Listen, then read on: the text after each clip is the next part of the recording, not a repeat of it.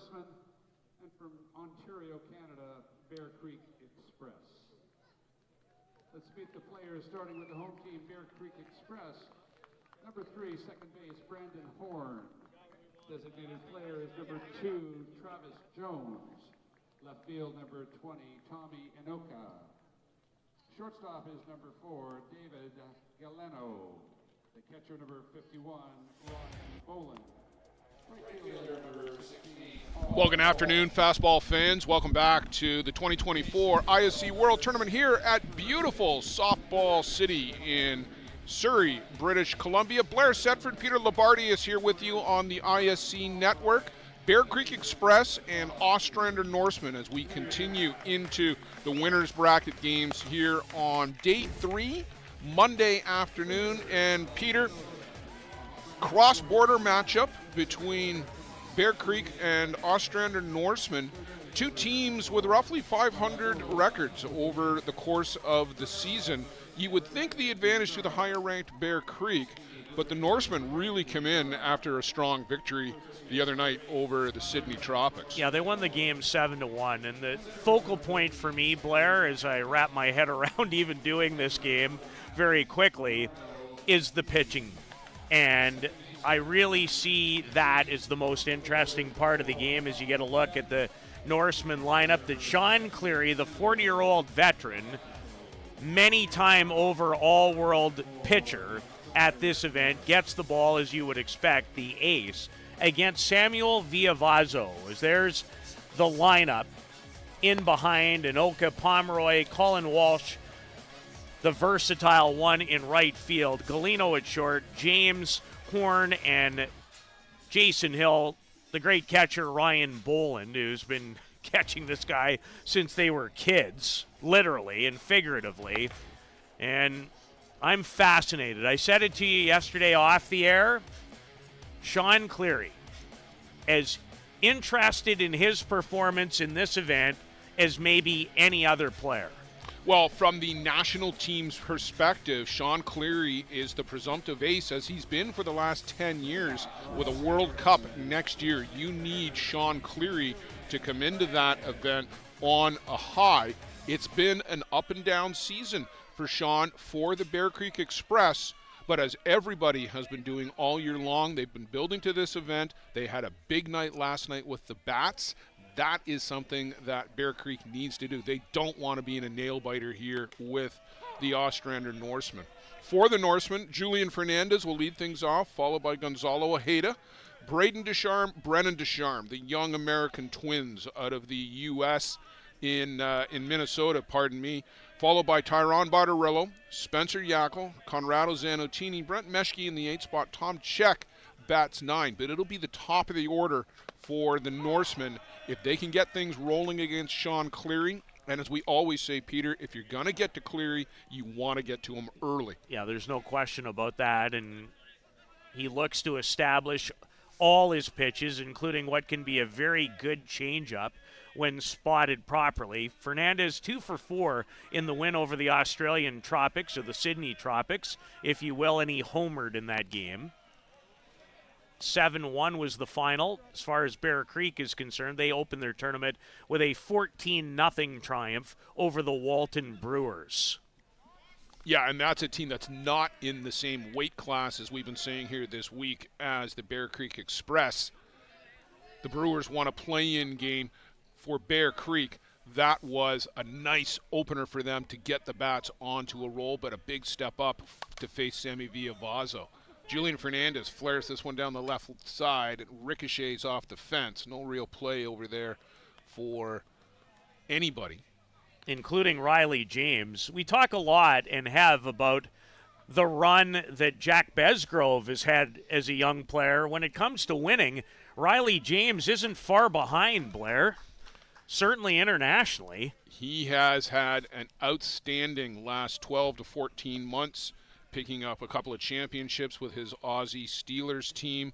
Was in that regional qualifier in Mexico, got on the plane and was up playing in Ontario on Thursday night against Hill United for Bear Creek. So he's had quite the runaround here the last few months. around the Hermosillo globe. to Simcoe. That's not a regular plan of travel, but it was for him that week in June. Is there a direct flight or no? You know the answer to that.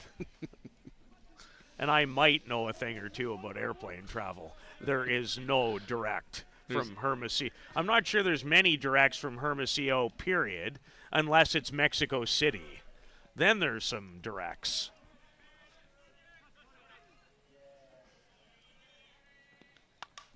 Change up from Cleary, just stuck the bat out. David Galino will run underneath that one for the first out of the inning.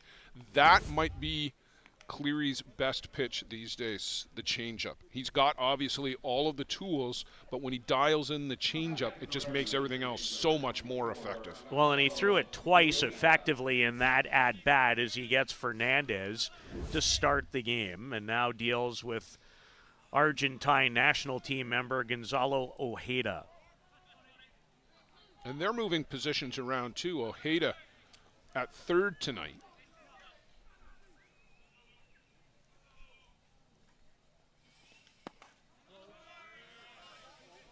Just off the corner. Kevin Wallace out of Shipman, Illinois, behind the plate. Mike Morrissey from Peterborough, Ontario, is at first base. At third, it's Darryl Helmer, Edmonton, Alberta. Just one province to our east. Shipman, that's where he lives, of course. Kevin Wallace, practically an honorary Canadian these days. Spent a lot of time here.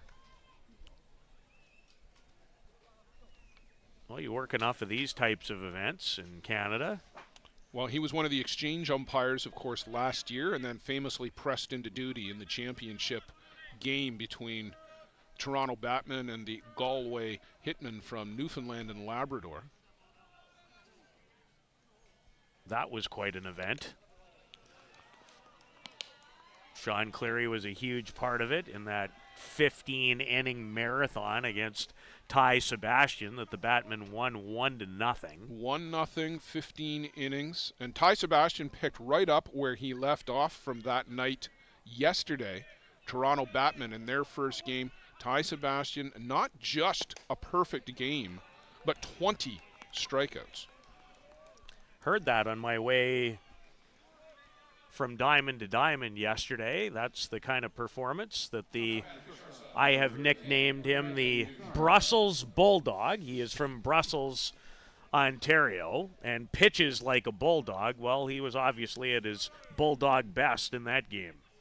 And hit a home run to boot. Well, that's not a shocker either. No, it is not. Ty Sebastian, among the world's best right now. Gonzalo Ojeda with the walk. Braden Ducharme had himself a good game the other night against Sydney. Scored a run. I was more impressed with what he was able to do defensively. There are a lot of great shortstop in the world now, and I think Ducharme is one of the dynamite young shortstops. Galino in this game, boy, Blair, has he impressed me this year, whether it's at the club level or internationally. He has had a stellar season for the Bear Creek Express on a team that self-admittedly haven't hit the ball as well as they would have hoped. He comes in batting .281, batted mostly in the 9 spot for Bear Creek this season, but he's hitting cleanup here this afternoon. Well, and coming off a 3-for-4 RBI performance in his opening game against the Walton Brewers. So that will tell you how he's feeling about his game, and I love his play at shortstop too. Defensively, as good as just about anybody here. Cole Evans, Cam Schiller, Shane Boland. There are so many great shortstops in the game. David Galino fits right into that category.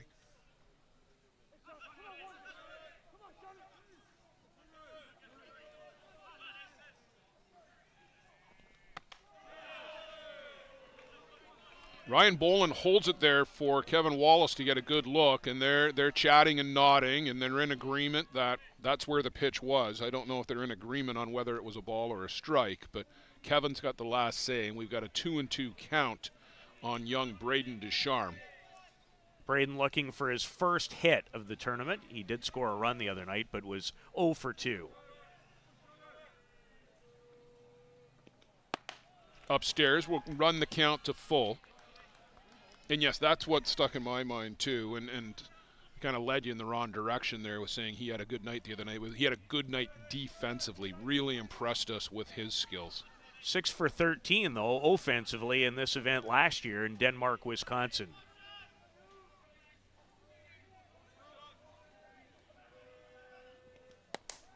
Swing and a miss. Sean Cleary runs the count to full, but he strikes out Braden Ducharme. Sean had 8 strikeouts in his 3 innings of work in the opener against the Walton Brewers as he tuned up for this round of 16 affair. Brennan Ducharme now to the plate, the right fielder for Ostrander. These kids are fun.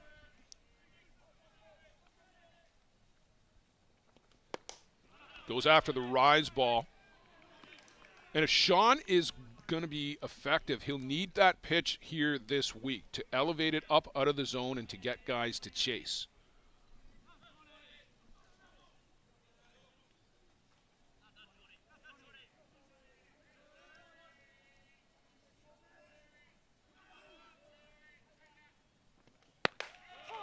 And gets a called strike there on the outside of the zone, and he'll look for that pitch again and again, and they'll try to expand the zone just a little bit further out off the plate. Well, and that's always what happens in the early part of the game is pitcher and umpire, in a sense, you learn one another, what you can do, where you can go, where you can't go. That's always an interesting part early in games. Yeah, how far can you take it outside before it's a ball? Or how far in do you have to bring it to get the strike? And sometimes, is it a higher strike zone? Is it a lower strike zone? Because the last rise that happened before the most recent pitch had to be, Blair, from our vantage point, right at the top of the zone. Kevin's going to have a lower strike zone. He'll give a little bit on the corner, but it will tend to be lower, probably high belt and down.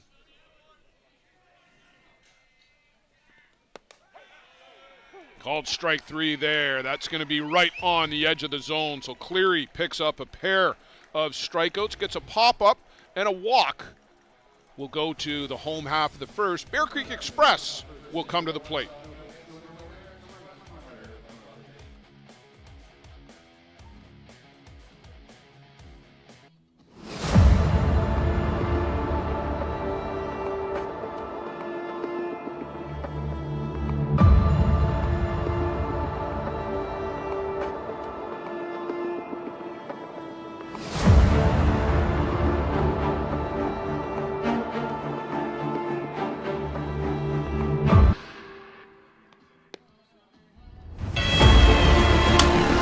Well hit, deep right field. It's curving. This one, well hit to deep right field this time, and that one is gone.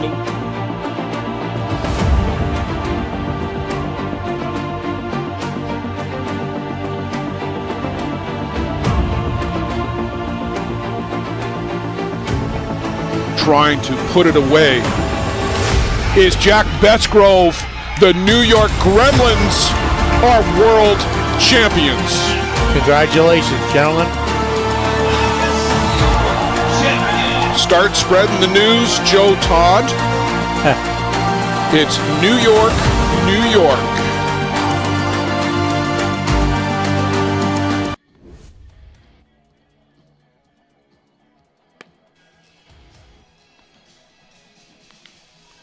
The veteran Brandon Horn will lead things off for the Bear Creek Express. He'll be followed by Travis Jones in the DP spot. Tommy Anoka, David Galino, as we talked about, bats a surprising 4th for Bear Creek.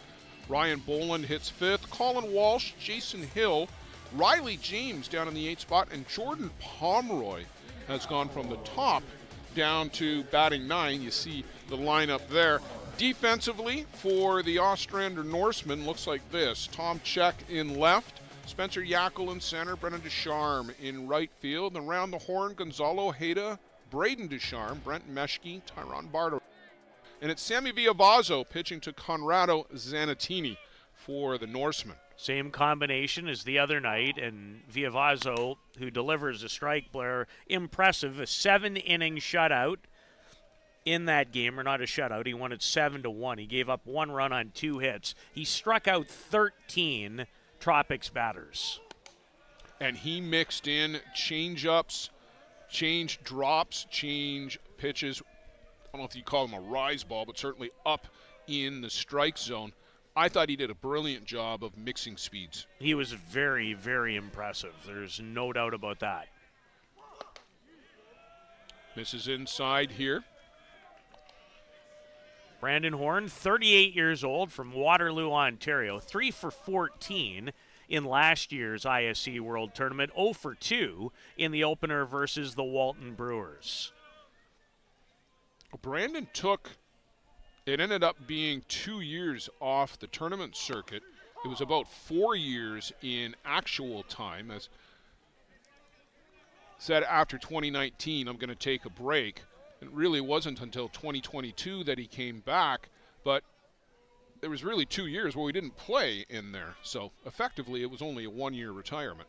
And he's enjoyed lots of success at this event, a 4-time all-world player.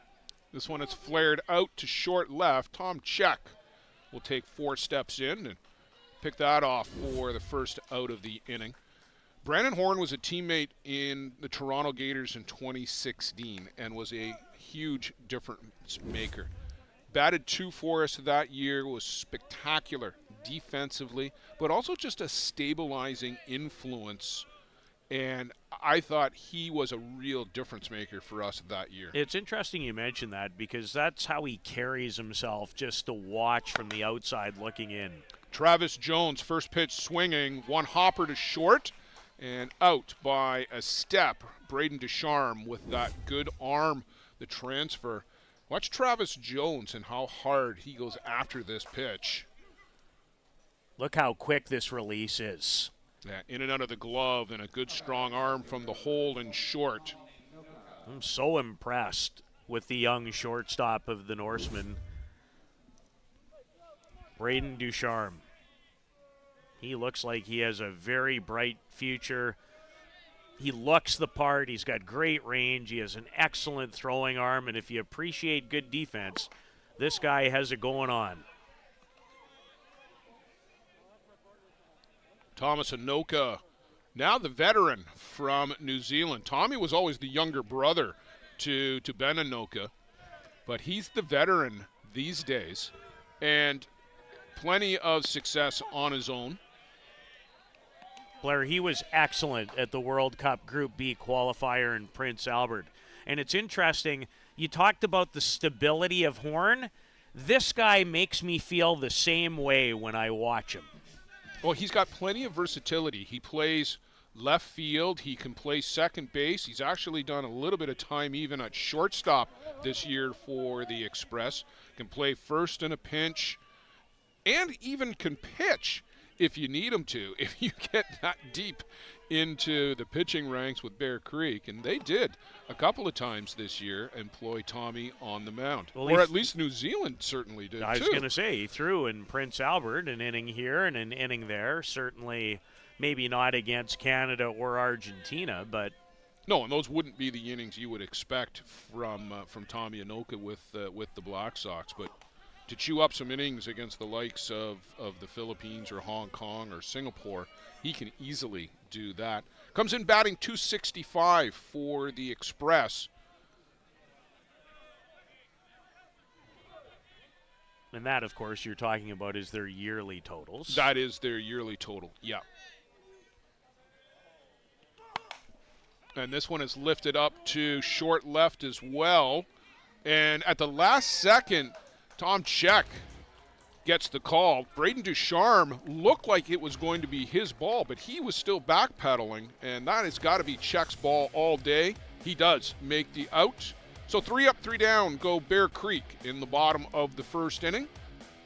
We'll go to the top of the second, scoreless, just getting underway here on the ISC network.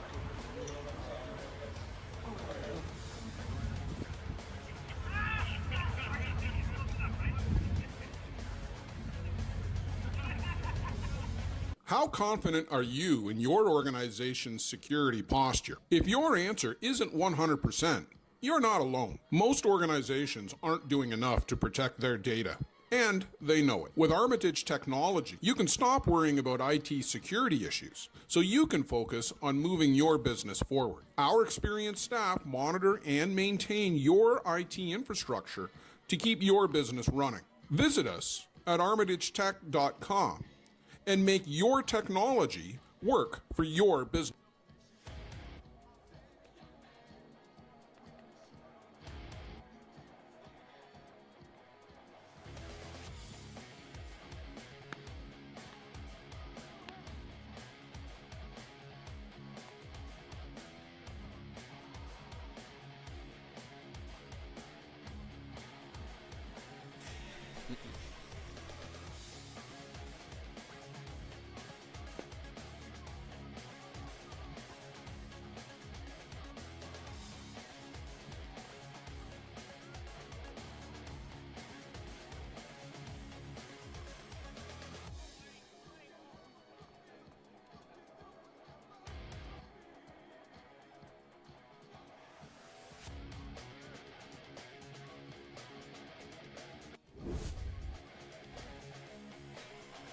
Tyron Botterillo, Spencer Yackel, and Conrado Zanatini for the Ostrander Norsemen here. Top of the second inning, Tyron Botterillo, Peter, has been such a good hitter for so many years in this game.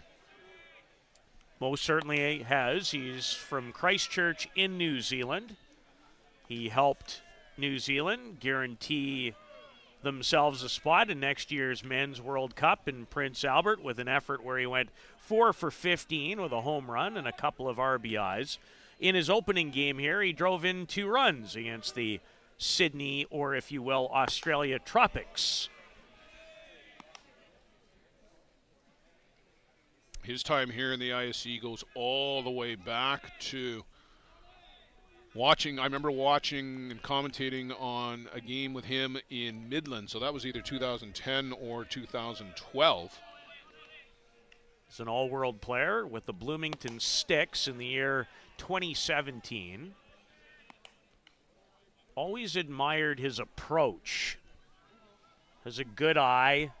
I don't find him to swing at a lot of poor pitches. I've always thought of him as one of those professional hitters. He brings a pro's approach to every at-bat.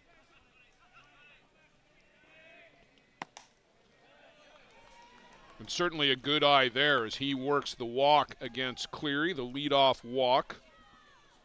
Second walk of the game for Sean, and you don't often see him walking a guy in an inning.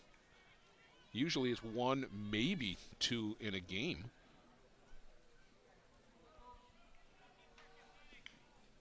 Sean always fastidious with the landing area. He does so much landscaping out there, making sure that it's level, it's pristine. And honestly, if I was jumping and landing like Sean, I'd want to make sure I wasn't jumping into a landmine either. Facing Spencer Yackel, who's from Shoreview, Minnesota. He was a second-team All-Star at the recently completed ASA National Championship. In search of his first hit at the 2024 ISC. He was 0 for 3 in the win on Saturday night. Well, they're thinking short game and showed bunt, pulled it back, but a called strike from Kevin Wallace.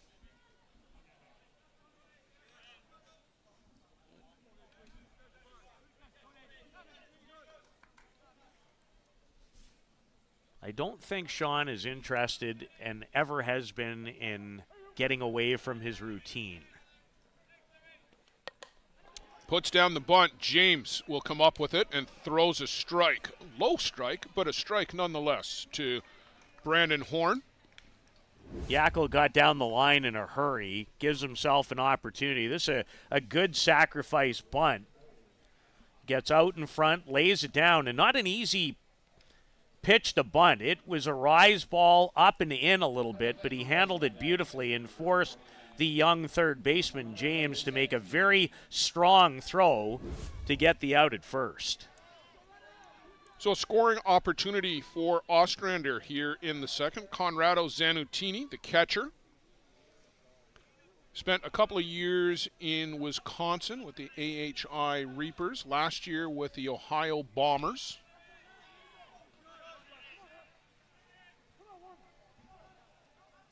Oh for 3 in his first game. He was 3 for 9 with the Bombers last year.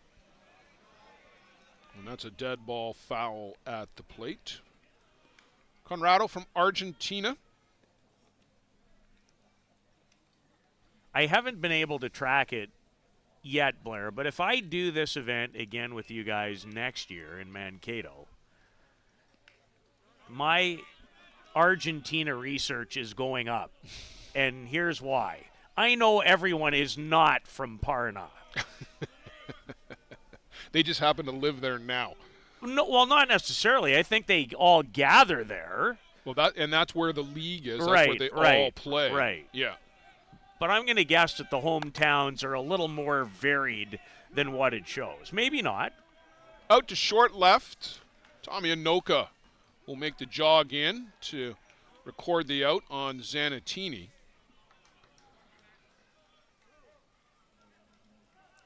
Well, Huemo Mata, I believe, is from a little town called La Pampa, which is not too far from Paraná. Well, I'm not suggesting that you have to go very far to get there. I'm just suggesting I don't think every birth certificate has that name on it. Yeah, I think you're absolutely right. I don't know why. It's become a bit of a thing for me this year. Not everybody can be from there in a country of that size, even though I know it's a hotbed of the game. The birth certificates are a little different. Brent Meschke to the plate, the 8-batter for Ostrander.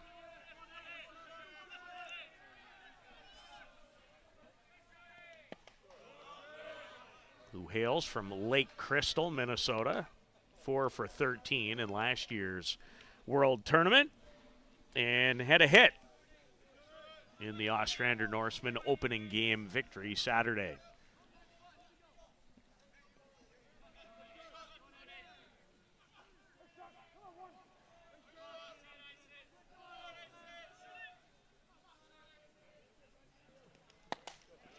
Over the top, that's the good drop ball from Sean Cleary on the outside corner and just dives off the table.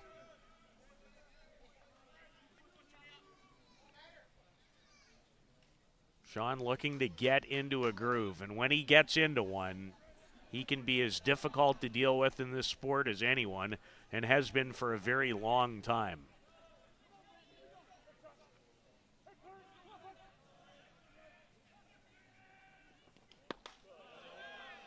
Just misses downstairs. Peter, I will check this in between innings, but I'm going to go by memory, and usually pretty good, although increasingly faulty. Sean is, I believe, in the top 10 all-time in wins here in the ISC World Tournament.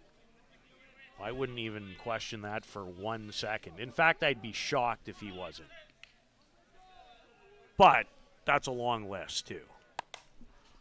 Lifting up and out of play, foul.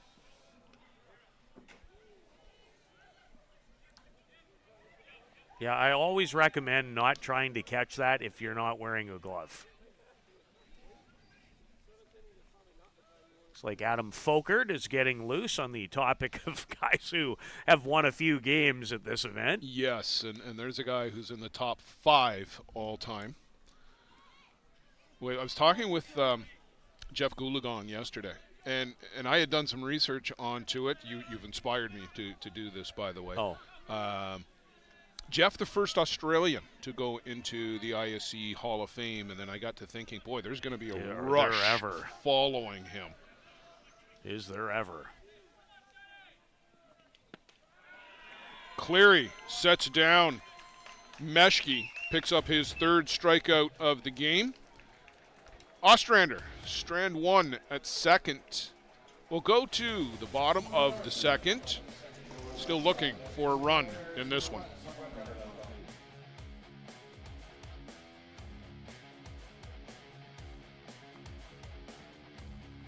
He came from Australia with a superstar pedigree. And from his first ISC in 2003, you knew he was going to be something special. 6 times All-World, a 3-time ISC champion, and now the first Aussie inducted into the ISC Hall of Fame. From counting materials and the farm in Wisconsin, to Kitchener, to finding a home in the New York Gremlins colours. Congratulations, Jeff Goolagong, from all of us.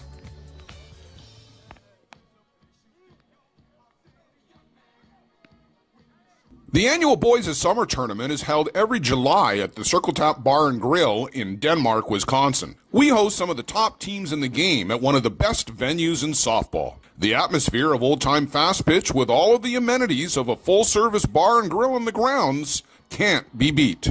Reduced-rate hotels about 10 minutes from the park are available in Green Bay. To bring your team to the annual Boys of Summer tournament next July, contact Dean Kane at deankane16@gmail.com. Thanks to Circle Tap for their support of the broadcast program.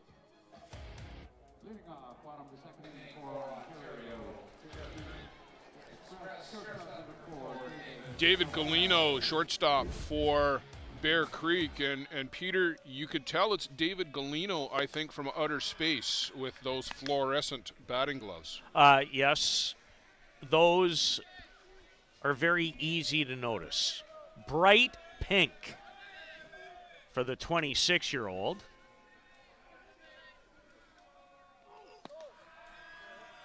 Now, is this not the same Galeno who represents Venezuela? He does, yes. Even though I'm not sure he was born there.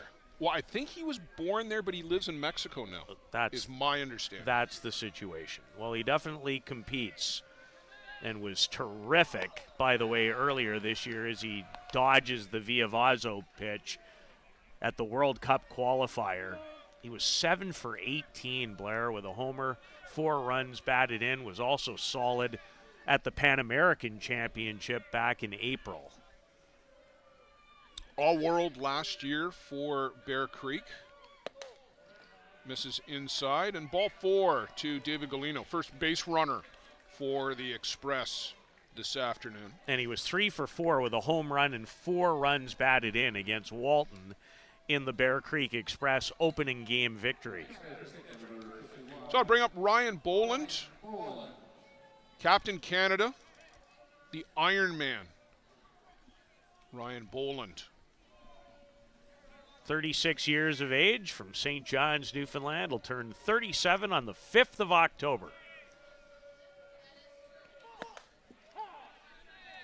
And the Express are going to need Ryan Boland to bring the offensive prowess to his game here this week, along with what he does defensively and the leadership skills. Those never in question. But they need more production from Boland. They need more production from Walsh, from Hill. These guys are the veterans at this point. And this team can't be carried by Travis Jones and Riley James.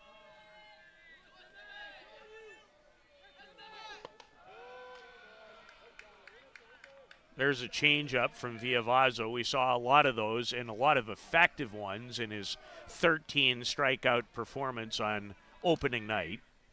That one up and out of the zone to Boland.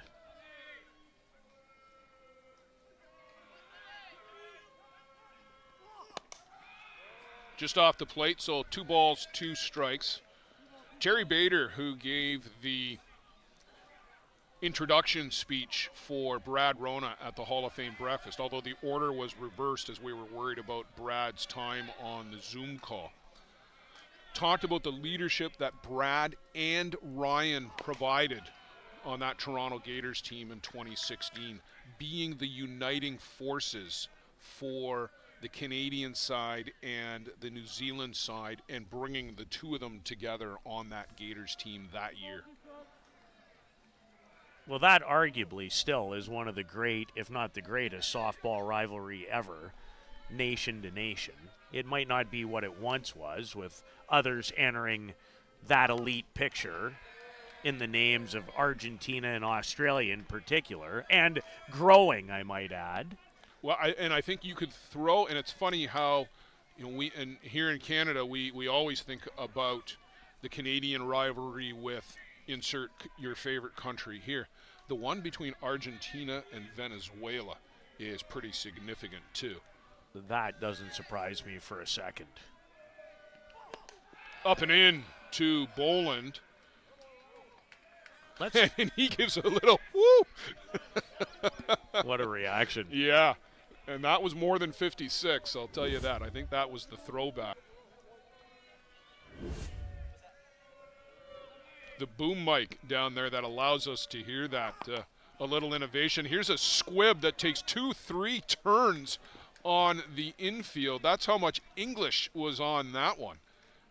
And effectively a swinging bunt by Ryan Boland to get David Galino up to second base. A long at bat, but look at the English on that ball as it rolled out towards Brent Meschke. You would think as the second baseman that you wouldn't have to be really careful with that. You had to be really careful with that. It was spinning like a top. And you're right, Boland won't get credit for a sacrifice, but he ends up getting that job done nonetheless. Colin Walsh to the plate with a runner in scoring position.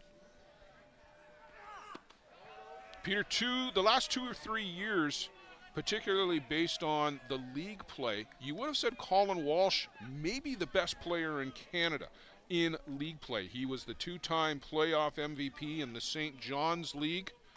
And that's, of course, where Sean Cleary plays, Brad Ezekiel plays, Jason Hill, and all of the other top Newfoundland Labrador players, Jordan Pomeroy, but it was Colin Walsh who was the top player in that league 2 years running. And back onto Team Canada. He missed the 2019 rotation, but was one of the core guys that was named for what ultimately became the 22 team. Well, here's what I love about Colin Walsh and why I think he'll be part of Canada's 16-player team next year in Prince Albert. Versatility. He gives you a left-handed option as a pitcher. He can hit. He plays well in the outfield. There's always some spots for a guy like that, Blair. They're hard to find. Yeah, they absolutely are. He is one of only a handful of right-handed batters in the lineup as well.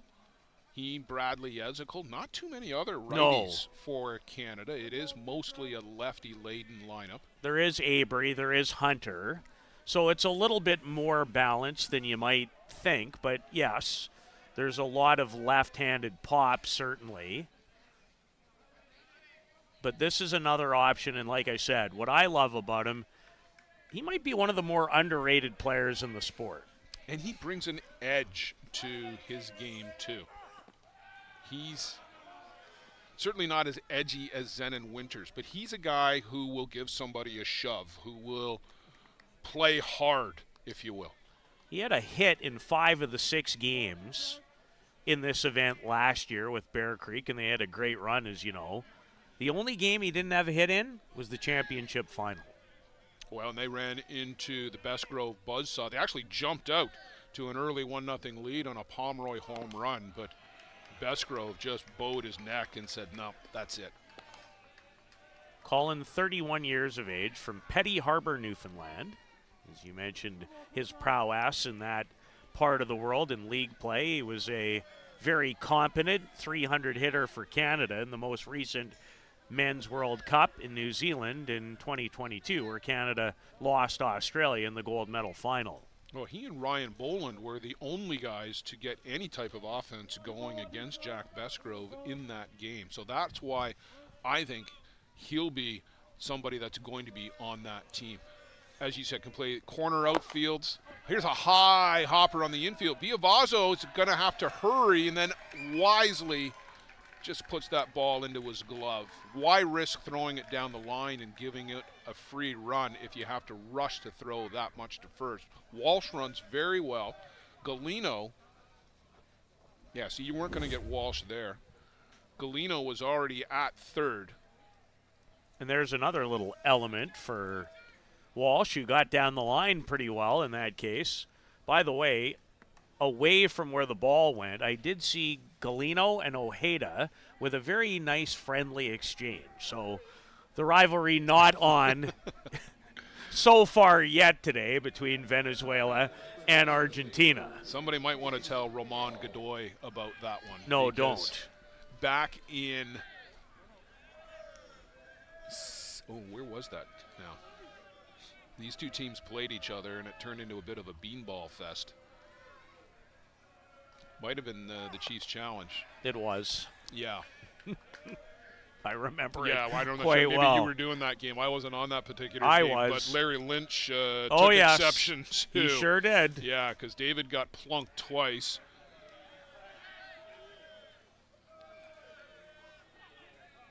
Jason Hill at the plate, the veteran. Game-winning hit in the 2021 ISC championship game. Drove in the runs that were the difference for Hill United Chiefs. Spent over a decade with the Chiefs. Came over to Bear Creek. This is his second season now with the Express. He'll turn 40 on the 12th of September. One of three remaining players from the Farm Tavern still playing in the ISC. Zenon Winters, Robbie Schweier, the other two. In some of his great years, you have to go back to 07, 08, and 09 with the Farm when he was a three-time consecutive all-world player. Well, and certainly had a case for it in 2021 as well. This one is laced to the gap out in left center. That's going to fall in for a base hit. Here comes Golito to score easily. They throw out the stop sign for Walsh. Jason Hill gets the Express on the board with an RBI double. Can still get it done. He had a double in last year's event. Did not drive in a run amongst his 4 hits in Denmark, Wisconsin, but he has an RBI here in Bear Creek, off to a good beginning thanks to Jason Hill's run batted in. Well, that might be the spark that this Bear Creek team needs, Peter, because honestly, meh so far, but that's a first hard hit ball, and maybe that's something that can light this team up.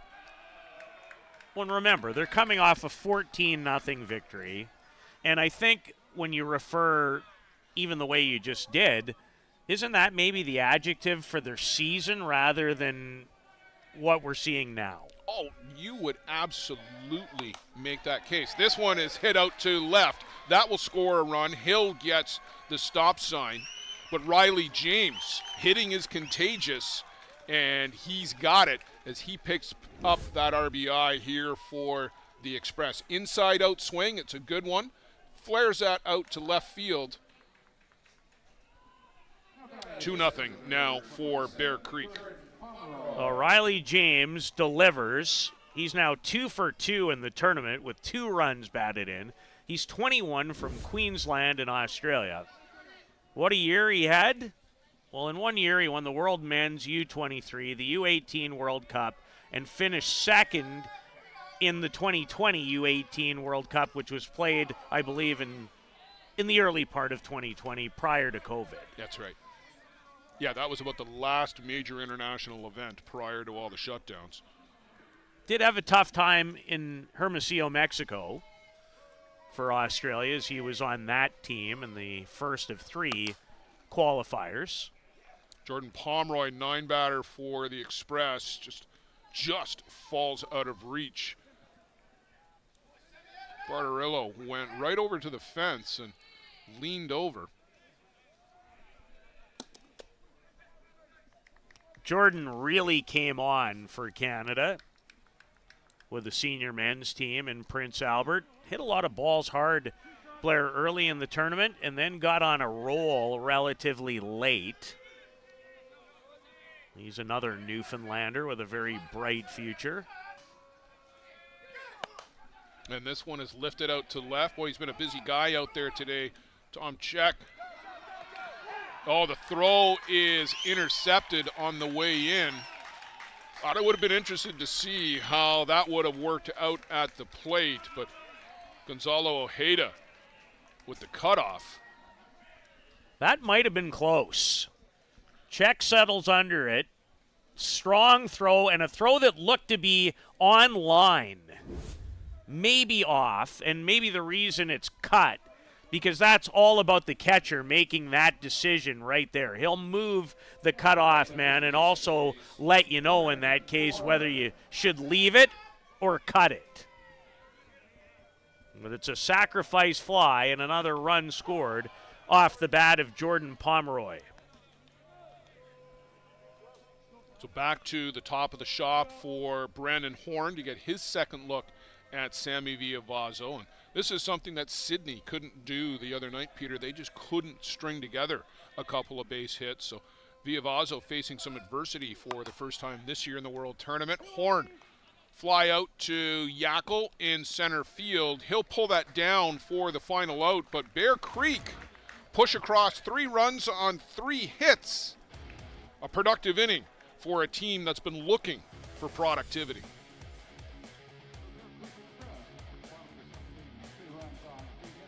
There were no errors. There was 1 runner that's on base.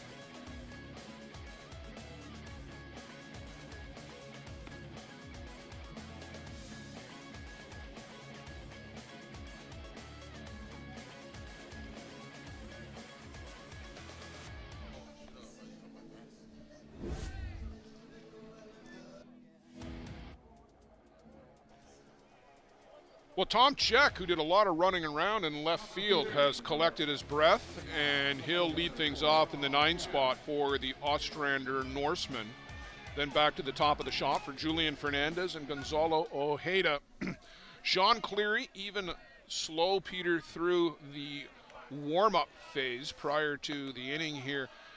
Very deliberate, and you talked about wanting to be in that routine for everything that he does. Yeah, you can tell, and really been able to, and have chatted with some people about it. He is absolutely an athlete who is very much a creature of routine, and it's treated him well for a long time. Oh, that play hit a foot divot in behind Cleary, and it took a turn. Watch the replay. This ball just turns on Brandon Horn, and it's enough to make a difference for Check to beat out an infield single. Well, Check runs really well. Right there, it turned on Horn. You know, even in hindsight, though, Right Blair, here. I'm not so sure that he doesn't do as well with it, even if it stayed on the correct path. Maybe not, but I think it's the difference in having to throw off balance versus having to throw as you're planning to. would have been a tough play, I think you would suggest, Yes. with the way Check runs regardless, as he's Without a aboard on an infield single. It's strange how the game turns, isn't it? Just little things. It may not lead to anything. Always. Fernandez here now. He's thinking bunt. Strike on the outside corner. And so far, Cleary in the game from the home plate umpire Wallace, for the most part, has gotten that belt or just slightly above the belt pitch. Well, Kevin Wallace works enough of the big tournaments that for Bolin and Cleary, they will know what they've got to do to get a strike from Kevin Wallace. That one, of course, is not going to result in a strike regardless of who the home plate umpire is. That's well out of the zone. Fernandez has some pop. He homered in the game against the Sydney, Australia Tropics on Saturday. Well, he went after that one for sure. He's arguing that he checked his swing. No, you didn't. It was close to being a strike nonetheless, I thought as well. Bear Creek has opened it up with a 3-run bottom of the second. And tries to wave at that one. Not a great at bat, to be honest, from Julian Fernandez. The bunt attempt almost half-hearted, waving at strike 3. Gonzalo Ojeda. We'll see if he can have a better AB here for the Norsemen. Gonzalo looking for his first hit in the last 2 years at the ISC World Tournament. 0 for 5 as a member of the JB Bombers 1 year ago, and then 0 for 2. He walked his first time up today. Ojeda, a member of the 2012-2014 era Argentina junior men's national team. Federico Olheiser, who was prominent here in the AWP game in the matchup before this one, also from that era. There's a lot of players here from that era and that program. Turned a country into a powerhouse, Blair. That's what that era did. Paved the way for the 2019 World Championship in Prague, won by Argentina. They were just held out of the gold medal final in 2022 in New Zealand. There's a called strike, and people will forever debate the rule application, not whether it was applied rightly or wrongly, but whether it should have even come into effect, come down to a tiebreaker ruling as to who gets to go to the gold medal game and who doesn't. Australia ultimately winning the game unquestionably and earned their way in, but this one lined out to right, and a sliding catch, and a good one by Colin Walsh. And I'm sure the Team Canada brass watching that one when they're thinking about their defensive lineups. This is a gem. Well, I think what's really important here is he gets a great read off the bat. He comes like crazy on contact, goes down on one knee to get underneath it and make sure that he's in good position, and did a nice job too, Blair, to bounce up. He took a quick peek in terms of a potential double-up scenario, but made the smart play, held up a little, and then went to second instead of trying to get check at first. No, you don't need to make the hero play there. Check, who had gone about halfway to second base, turned and retreated pretty quickly. Braden Ducharme, strikeout swinging in the first. Fouls this one hard off. And Sean Cleary, the Iceman, having a little bit of fun, making motion like he was going to throw out. Which I really Check. like to see from him. Sean is a super guy. Got the opportunity just to catch up a little bit at the Hall of Fame breakfast. He's a super guy. He just shows zero emotion out here on the field. That's his persona, and that's how he plays the game. There's the change, and a very, very competent one.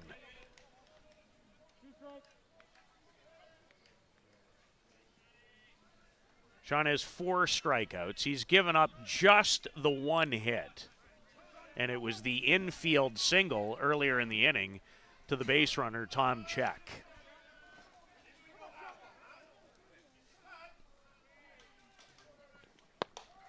Gets him to chase the rise ball up and out of the zone for strike 3. Picks up another 2 Ks. That's 5 on the game now for Sean Cleary.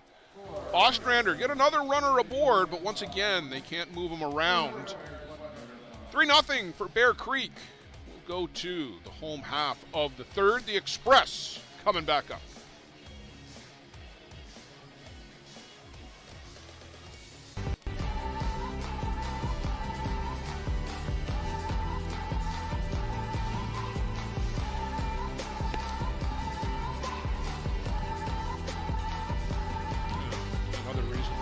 cow milk.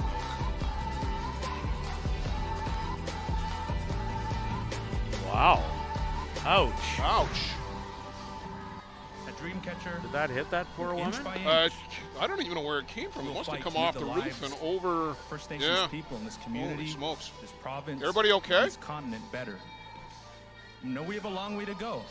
You But all I'm right? proud to say, as long as our people have a need, Yeah, you okay? Dreamcatcher will be there for them. There's nothing I can do about it. I just want to make sure everybody's okay. Hang on, wait for the music.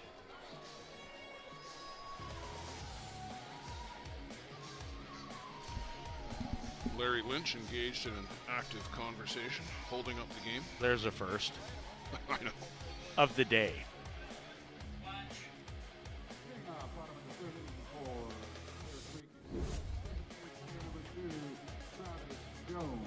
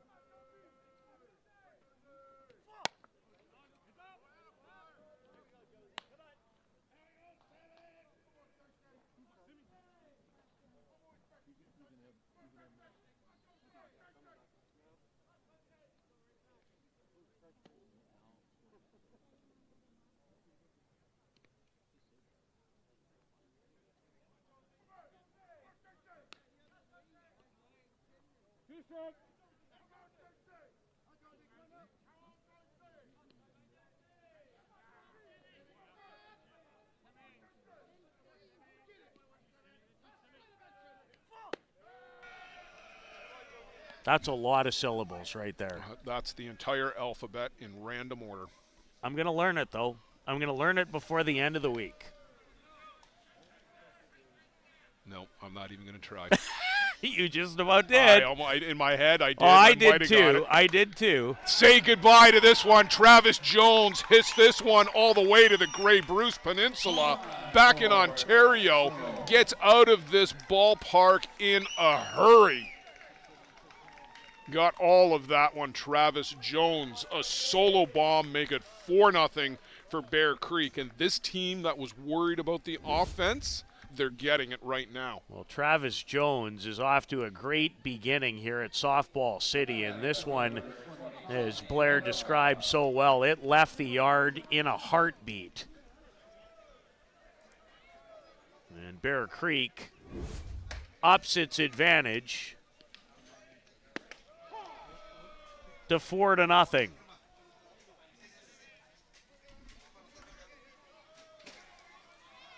So some adversity here for Sammy Villavazo, and not in the traditional bullpen, but Ostrander has got somebody warming up on the other side of the footpath.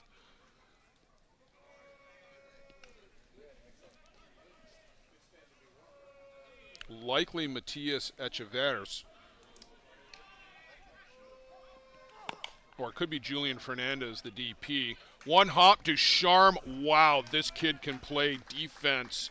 Throwing on the run across the body, and he tosses a bullet over to first. Watch him take the, sorry, Blair. No. The short hop, the release, as you mentioned, a little off balance, and just absolutely throws a strike over there to get Anoka.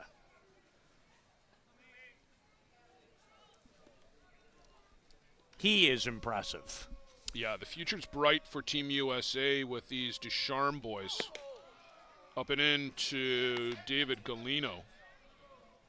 I was chatting with Nick Mullins while you guys were doing the AWP Grand Prairie game, and we were talking about the USA program, and they've got so many good youngsters coming. The future really does look bright for Team USA. It's a program on the rise, and we were just talking about, you know, the veterans on Team Canada and how many guys are likely going to say 2025 is the end of their national team time.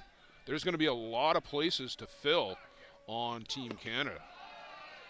there is. And the key area moving forward in this sport is always one in particular, and that's pitching. It's not the only area. Yeah, I mean, Ty Sebastian probably becomes the presumptive ace. Scofield maybe if he's still around.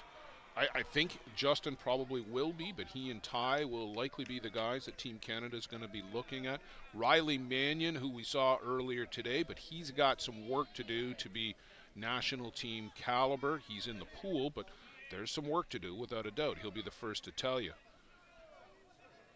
But positionally, who's the next catcher? McKay? Maybe? Maybe McKay.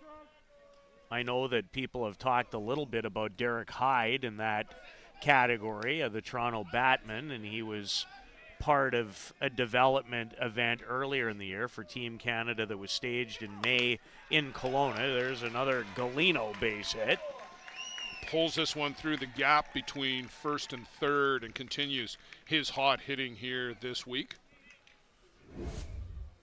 But Ryan Boland has publicly stated he's been waiting for somebody to reach out to him because he's got all this intelligence that he wants to pass on. He's waiting for somebody to do that. Well, somebody should absolutely, whether it's the two guys that we talked about or anyone else, because you could not learn from a better person. You just couldn't. High hopper, step on the bag. Boland, again, another swinging bunt and advances. Are we calling that a dead ball? Nope, that is an out. Nope, I just saw Mike Morrissey point back in the general vicinity of the plate, but that is an out. So Travis Jones unloaded a blast well out of here to right center and beyond to up the Bear Creek lead to 4. Walsh singled, came around to score in the second. It was an infield single. But 5 hits now for the Express through 3 2/3. Not even, sorry, 2 2/3.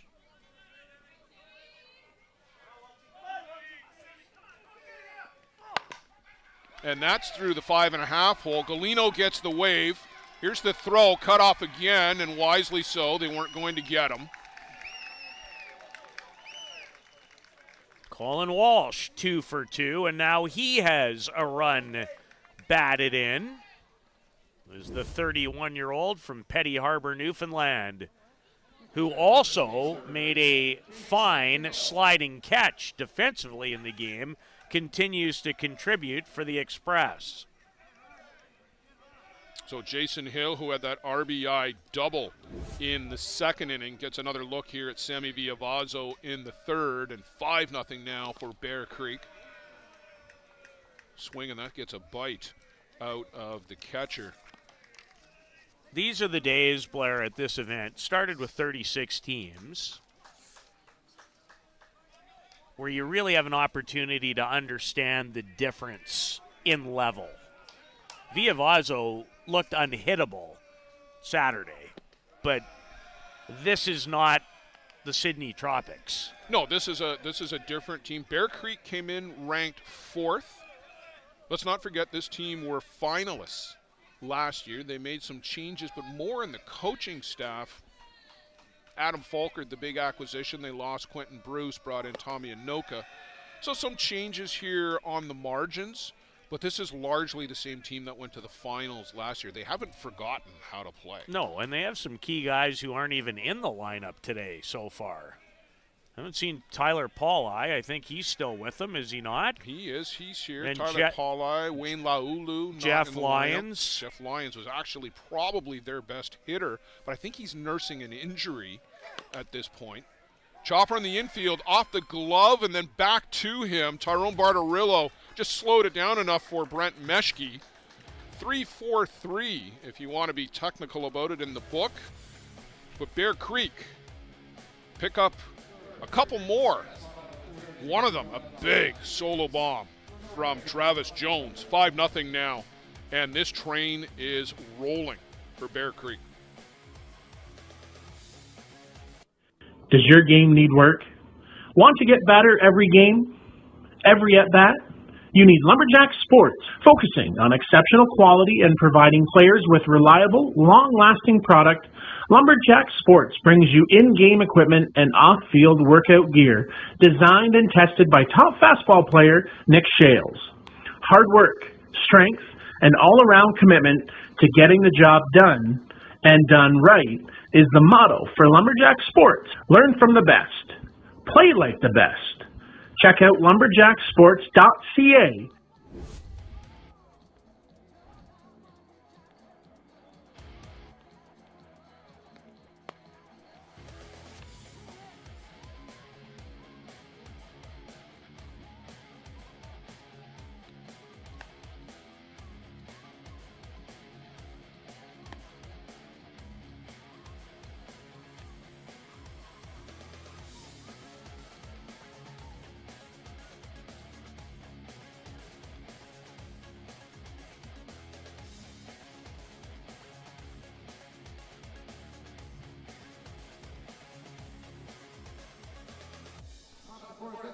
So Brennan Deschamps, Taran Barterillo, Spencer Yackel for Ostrander. Peter, they've had solo base runners in each of the first 3 innings. Have the Norsemen need to string a couple of hits together here and try and push one across to get back into this one. So true, and yet their only base hit was an infield base hit by Tom Check in the last inning, and Sean Cleary has very much settled in to the type of elite pitcher that we have expected him to be each and every year, and trying to continue the trend in 2024.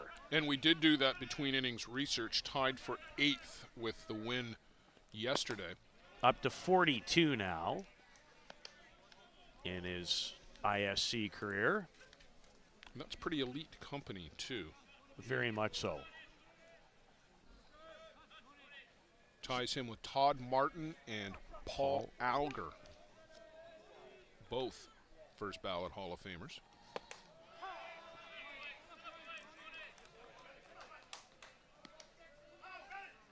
A little further down the road at 48 wins would be Mike Piechnik and Gerald Muslar. They were pretty good. They were both good.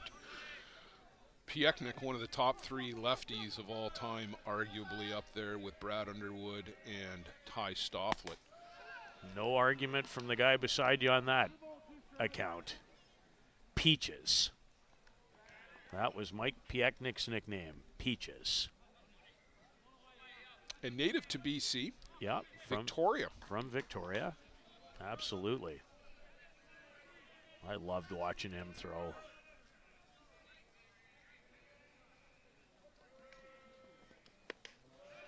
Upstairs again, Brennan Deschamps.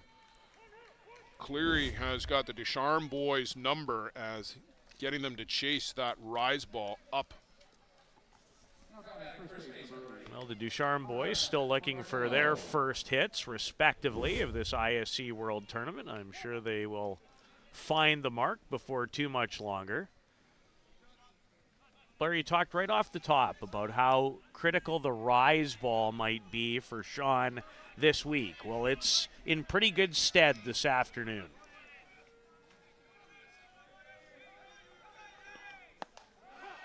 There's a change up. It's not the full change from Cleary where he gears it down into the low 60s, high 50s. But if you're looking for Sean's hard stuff at 78, 80, 82, and he comes in with something that is 68, 70, it'll knock you off speed. And now he's really starting to do what he does best. And for me, that's hit his spots. When he's at his best, it is absolute surgery out there. Precision.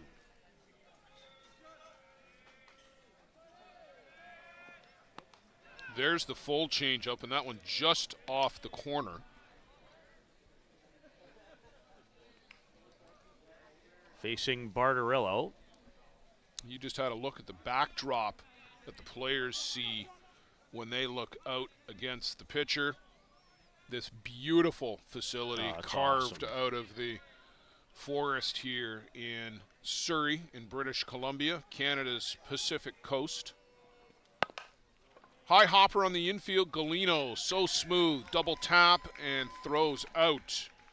Bartarillo with ease, 6-3 on your scorecard, pretty to watch.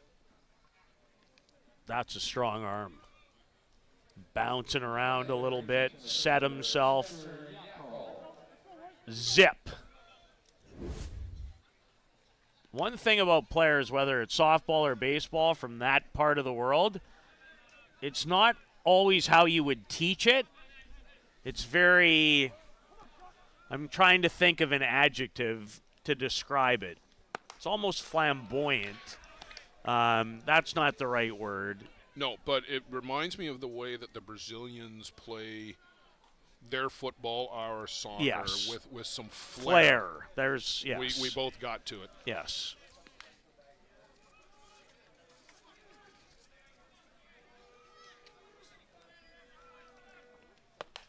Swing and a miss by Spencer Yackel. Cleary looking to have his first clean inning. For the Norsemen, you need to do anything here to break up the rhythm that he's got onto. He's got 5 in a row, 3 of those by strikeout. I'm not sure that stepping in and out of the box is going to do anything other than make Sean Cleary slow down his game even further. Yeah, he does not work like Harrison Peters.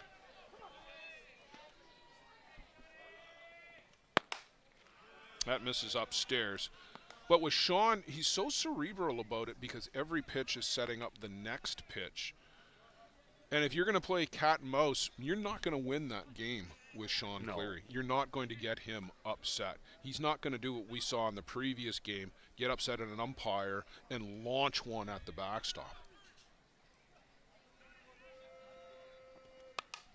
Yeah, and the guy that he works with should never be taken for granted in this duo either.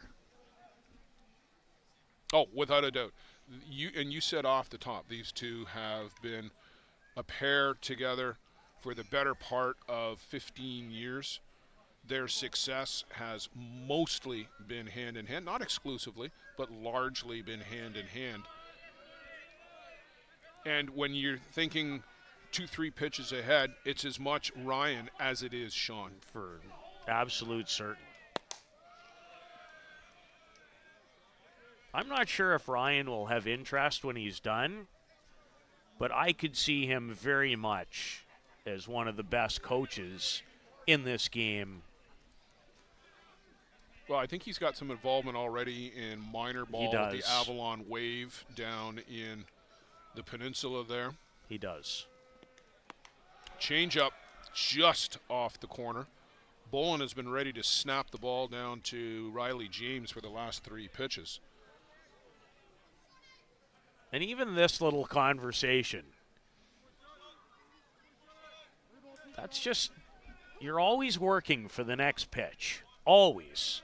That's part of being a catcher.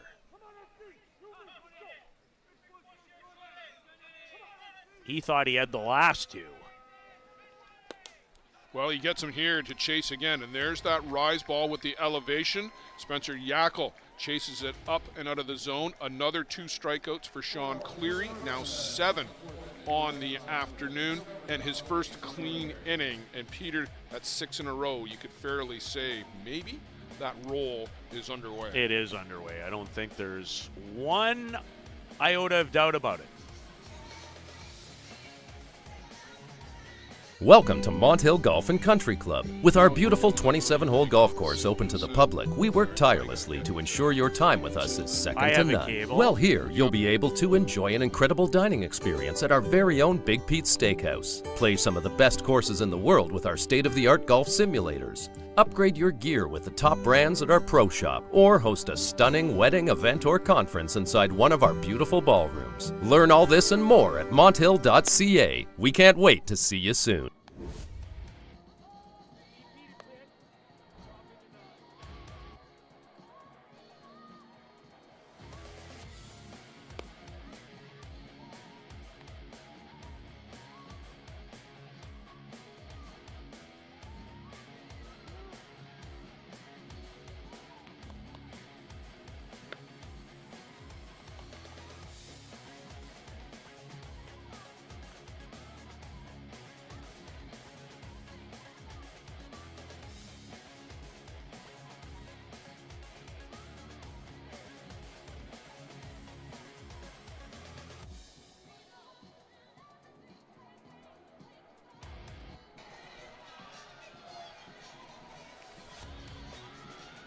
Well, there's the main stadium that you see here at Softball City. We are located right at the top left of that red section that was in the middle.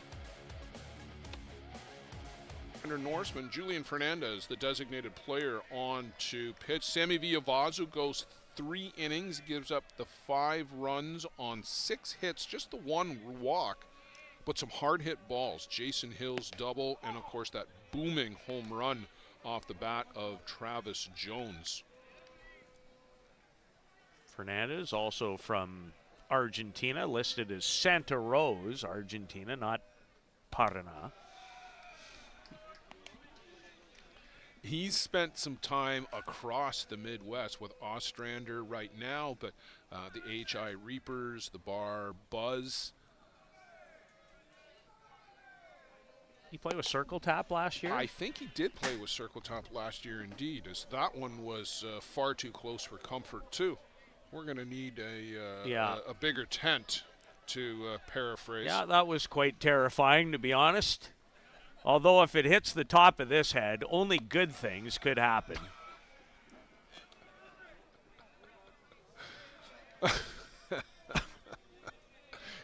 There's just nowhere to go with that. No, there isn't. No. Hey, listen, if you can't poke fun at yourself. Riley James swings and misses. So Julian Fernandez comes on and records a strikeout immediately here in the bottom of the 4th inning to Jordan Pomeroy, and then back to the top of the shop, Brandon Horn. Peter, a reminder to everybody, you can follow along for the whole tournament on Game Changer.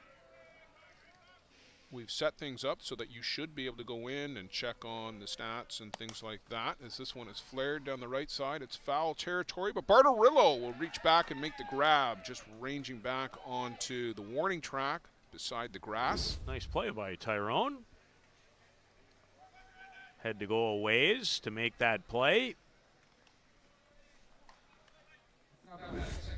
Fernandez has come in and recorded a couple of quick outs, and when you trail by 5, that is most certainly welcome. And it's been a busy day and continues to be a busy day here at the ISC World Tournament. Peter, this is the day that has the most scheduled games here on Monday. Interesting. As we continue to forge through the winners bracket, the round of 16, the losers bracket is well underway. We're moving teams into the ISC 2 tournament, and there'll be some initial games played in that as well here this evening. So lots of action. All 4 diamonds here in use at the complex. So in addition to this one, Ohio Bombers, Richmond Rays, Waterdown Hammer. It's on their 2nd game of the day for the Hammer. Midland Explorers lost early this morning to the New York Gremlins. They're back in action. STK. Losers early, but now Big 10-0 winners over the Pegasus Redmen. So lots of games on the go and quite a few teams playing too. This one is punched out to left. It's going to carry by Brandon Horn out near the fence. Tom Check, who's been a busy guy out in left field, runs that one down. And a 3-up, 3-down inning for Julian Fernandez to give his team a chance to get back on the sticks.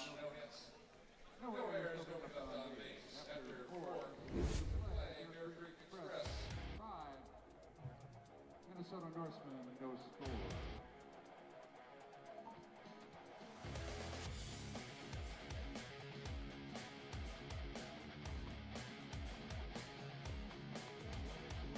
For the best Bear Tent banter on the airwaves, listen to Dust Up with Hilly and Lolly. Here's some of the biggest stars chatting with 2 of Newfoundland's own, Jason Hill and Steve Mullally. It's unfiltered and uncensored. Dust Up with Hilly and Lolly, wherever you get your podcasts.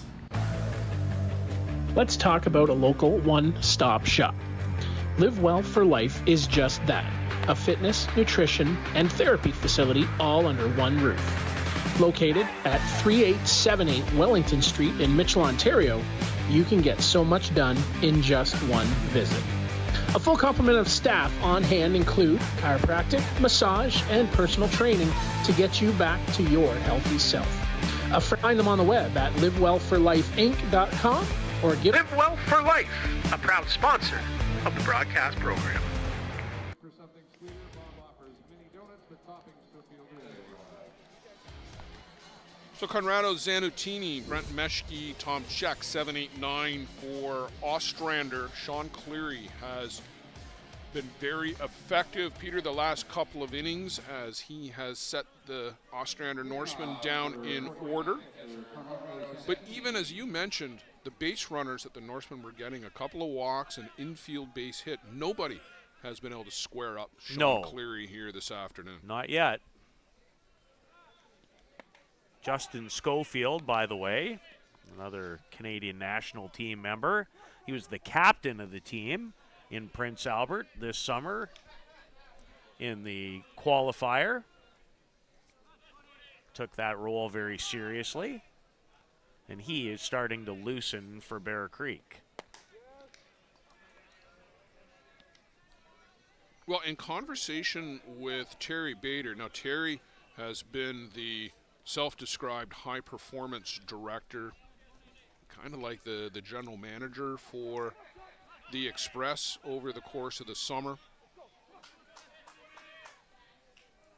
He said that they may go with the committee approach here with pitching this week. If they could get Sean through 4, they might go with Adam. Here's a chopper on the infield, adeptly picked up by James, and a strong throw over to Hill at first to get Zanatini.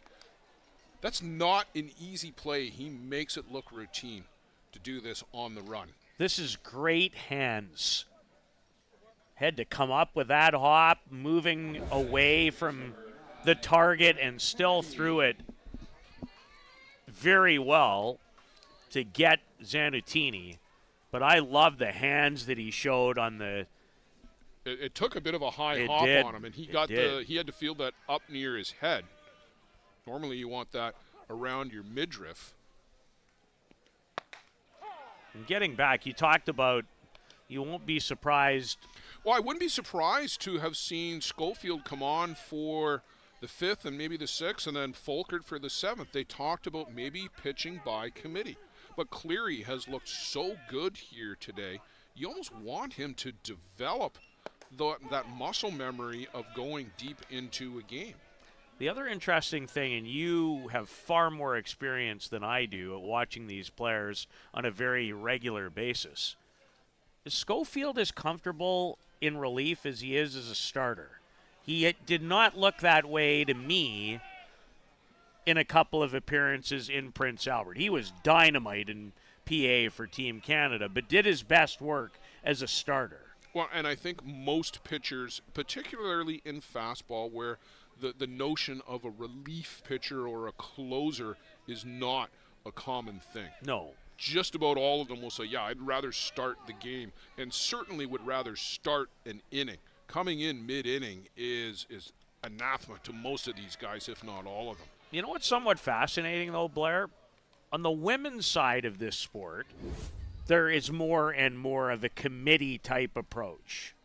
Yeah, and it's been used to success here, most recently by Hill United in 2021, where they won the World Tournament using 3 guys every game. And this is a staff that could do that with Cleary and Scofield and Folkert. You could do that easily. Especially if you can get people in a rhythm where you almost designate so you know you're ready, you know, mentally. Because I think that's the challenge, too, is, you know, whatever the sport is, if you're not used to it mentally when you get the ball, your routine is affected. And, you know, in these cases, unless it's a set time frame, you can't always get ready. No, you can't. So if you know I'm pitching the 4th and the 5th, or the 5th and the 6th, or whatever it is, this is lifted up to center. Pomeroy, 4 steps back, hauls it in for another 1-2-3 inning. We'll pick up this particular conversation on the flip side. Another 1-2-3 inning for Cleary. He's gotten onto the roll 100%.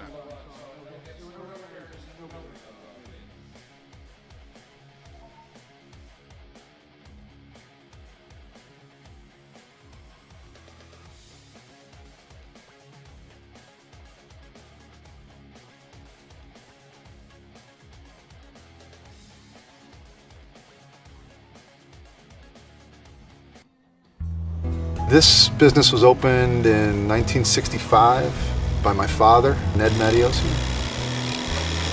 Could have walked in here 25, 30 years ago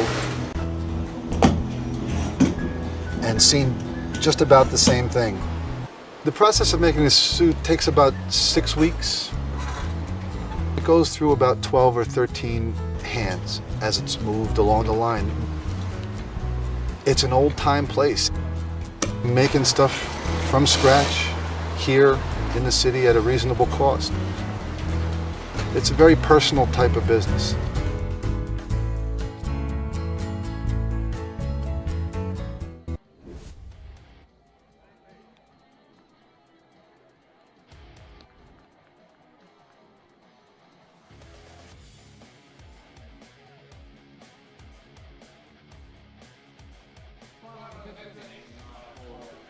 Travis Jones, 1 for 2, a ground out to the shortstop, but a booming moonshot in the third out to right field that made its way to the parking lot, cleared the game fence and the perimeter fence.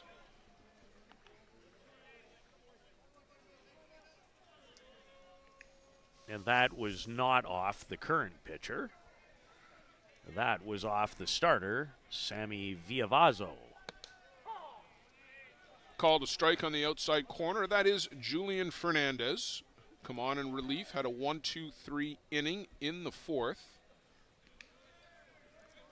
Travis was 0 for 4 at the tournament last year. He has 4 hits already in this one. He did not, obviously with only 4 at-bats, get much playing time last year and was not thrilled about it. I know, and he had some conversations with the coaching staff about what his role was going to be this year. He played a lot early, as David Galino did not get here until, I want to say, till the Chiefs Challenge. And Travis Jones, who can play infield, can play outfield, spent a little bit of time at short, at second base, DP here today, and I think that's a good spot for him if he can get, as I flinch at the 20,000-foot high screen, protecting us from foul balls just like that. You can tell, though, when a batter is locked in. That swing, he was all over that pitch. And the thing with Travis is he's one of the best bad ball hitters in the game. Even the pitch that he hit for a home run was at the letters. It wasn't like it was middle. It was middle up. But I've seen Travis hit the ball out of the park at his eyes and off his shoe tops. He's hard to get the ball by. Ball 4 there to Jones, the designated player. A leadoff walk, and that'll bring up Tommy Anoka. So leading off, Jones does the job and sets the table for 3, 4, and 5. And now he'll give way to Tyler Pauli, a pinch runner. And those two, Jones and Pauli, along with Ty Sebastian, have been on a rotating basis the ISC Canada East Players of the Year going back to the inception of that award. And when did we start that, Joe? 2018? Somebody wake up Joe. He's resting. He's resting. And who could blame him?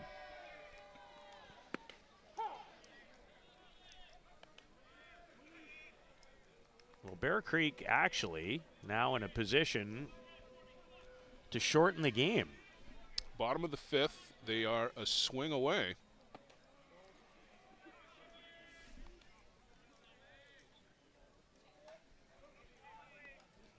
This is still a very, I know they've had some losses, but it's still a very deep Bear Creek team. I think the knock on this team and what has been the experience this year, and you can't argue, like they were just above 500 this year. They came into the tournament 17 wins, 14 losses, 1 tie. The talent says it should be much better than that. On paper, it should be much better than that.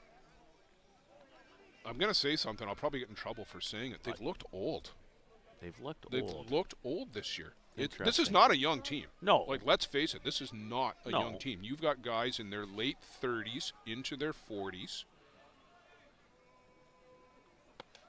But is it really that much different than some of the other high-end teams when it comes to age?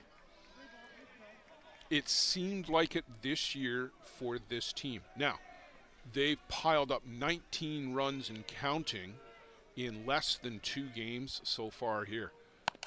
Peaking at the right time, maybe experience is something that comes into account there. You know when to peak at the right time.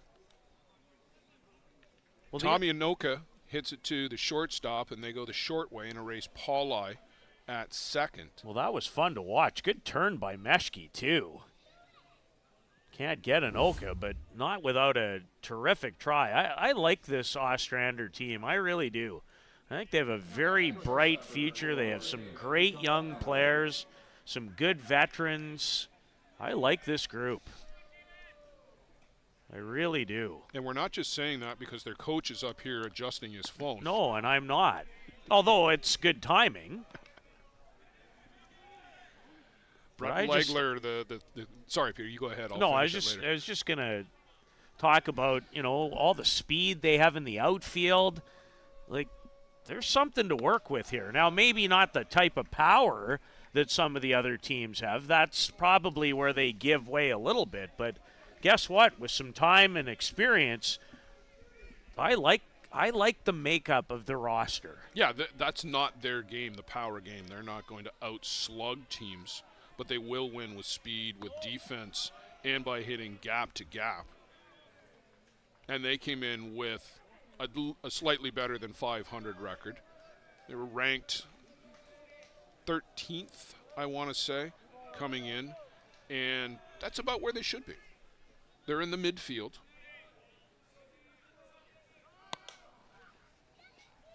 Flared foul down the line by Galino. Yeah, in the infield, part of it for sure, but with some 21 and 22s and 23s and 24s. Yeah, they've got, as you said, the future looks really good. Brett Legler, who leads the Ostrander Norsemen, he was up here adjusting his phone because he records every game for their training purposes. They can go back and look at their at-bats. Yeah, they've struggled to hit today. But Viavazo was great in the first game. Obviously not to the same extent. Pitching and power, obviously a massive part of the game, but... Yeah, and they've had a couple of good pitchers go through their program who have moved on to higher-ranked teams. Brad Kilpatrick was with this team the last couple of seasons before going on to AWP this year. Daniel Chapman broke into the ISC with Ostrander. So there's an eye for talent there, and I like the way that Brett has gone about building his team. He's not a big money operation. He's got a lot of local talent here, and then he's supplementing that where he can.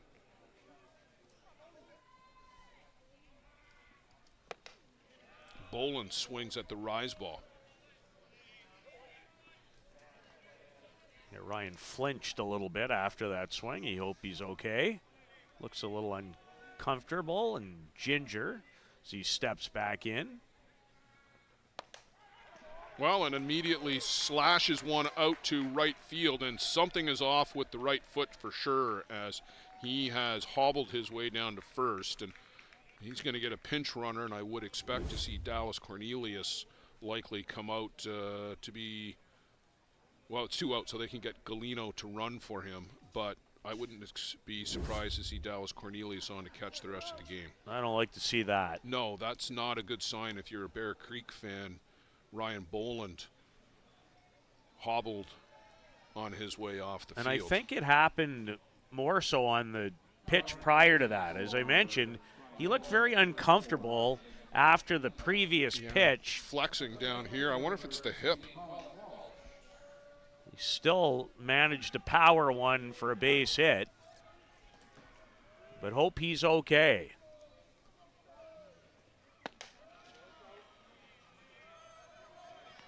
Oh, and this is where the training staff is going to have to need to hold him back, too. You don't need to send Ryan Boland back out in a 5-0 lead for the last couple of innings. Dallas Cornelius should be able to handle that. And They need Ryan Boland for later in the week, not later today. Well, that hit Walsh.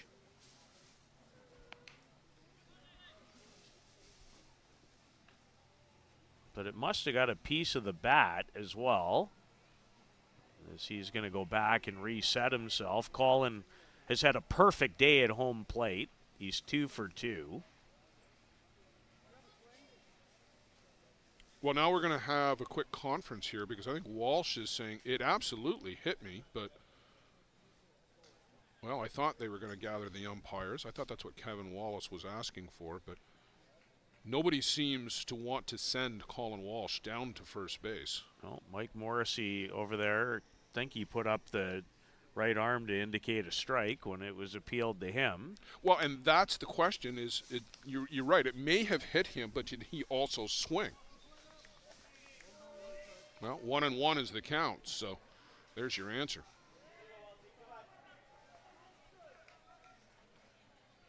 Do you run Galeno here to get him in scoring position? Maybe now at 2-1. I don't know that you want to force it to take the bat out of Walsh's hand, but I always like to have guys in motion. Don't end the inning with the guy standing still at first. Chopper on the infield, going to have to hurry to get Walsh. They do by a step and a half. Ducharme, very rock solid defensively.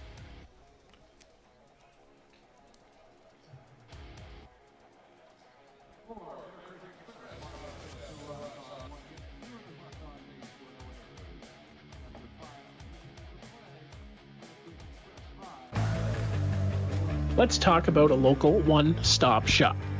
Live Well for Life is just that, a fitness, nutrition, and therapy facility all under one roof. Located at 3878 Wellington Street in Mitchell, Ontario, you can get so much done in just one visit. A full complement of staff on hand include chiropractic, massage, and personal training to get you back to your healthy self. Find them on the web at livewellforlifeinc.com or give Live Well for Life, a proud sponsor of the broadcast program. Peligro Sports provides the essentials needed to give your team an edge on the field. Our brand is rooted in creating a unique experience tailored to the specific needs of your team to ensure your performance is at the best level to execute plays. At Peligro Sports, we rally behind our athletes and understand their fight to take their game to a dangerous level. Visit our store at 2200 Amsterdam Avenue in New York City or see us online at peligrosportsnyc.com. Thanks to Jose and Peligro Sports for their support of the broadcast program. Now pitching for Bear Creek Express, number 41, Justin Scofield.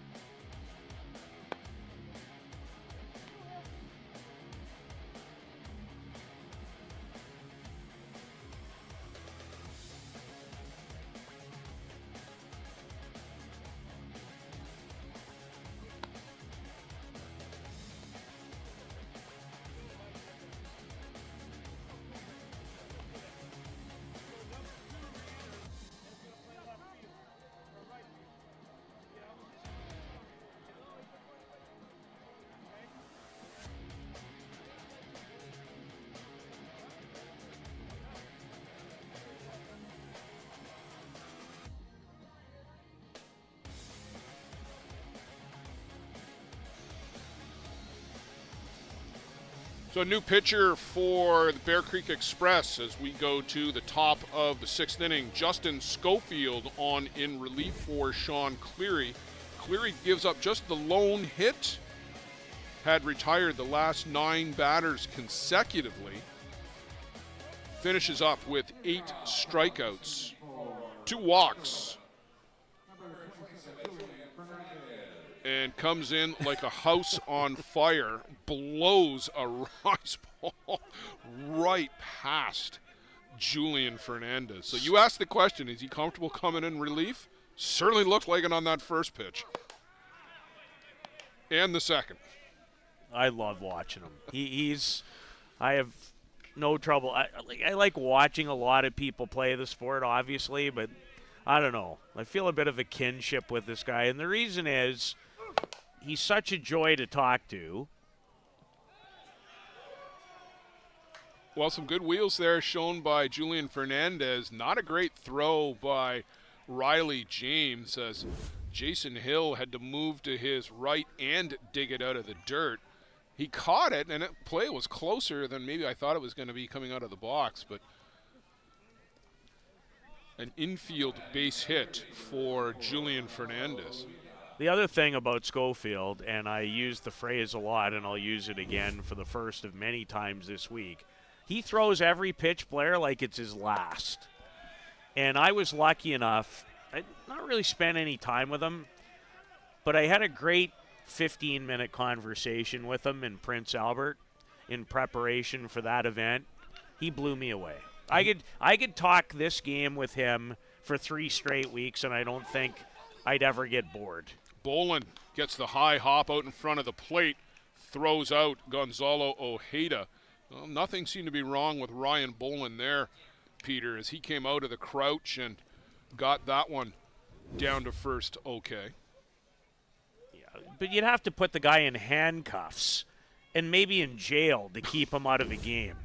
And he'd still probably find his way back. Well, I joked with Jason Gerbies down at the WBSC as he was doing that event in New Zealand that the bone needs to be sticking out of the skin. You're right. To get Boland out of the game.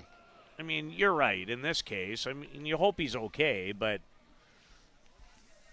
this might have been a spot for him to get a little extra work going into tomorrow, but you can't keep him out. But I also wonder if he knew that Scofield was coming in and that Scof would be preferring.